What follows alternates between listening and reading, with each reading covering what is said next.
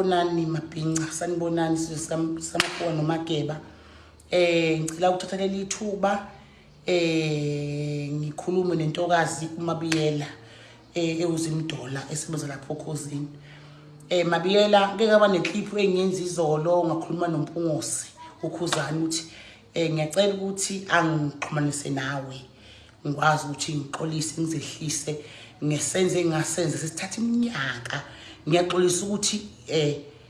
sisithi isikhathi lento yenzeke kodwa sengizobona manje ukuthi sekumele ngixolise ukuthi cha sekufika isikhathi sisi ngiyakholwa lento ibihlezi ngidla noma ngubona emcimbini ngiphatheke kabi ukuthi yazi lo sisi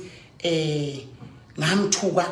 enginacala engazithi ingxaki yimi. Cha Mabiyela mfethu uMpungosi beqinisile bethunywe yimi sisi ngiyaxolisa kakhulu ngokwehlisa isithunzi kuleya nyaka ungazi ukuthi ingxaki yimi mfethu akukho okuningi engifisa ukusho ngifisa nje ukuthi ungixolele mfethu ngiyacela nanoma yini noma ngathi sithathe izicupho mfethu sidayisela amakonekone mfethu ngizodayisa ngoba mfethu ngiyazisola kakhulu kusuke kujuleni kwenhliziyo yami ngangazenzi mfethu ngangimncane ngithunywa uthi umuntu engathi ingxaki yimi ayisisi mfethu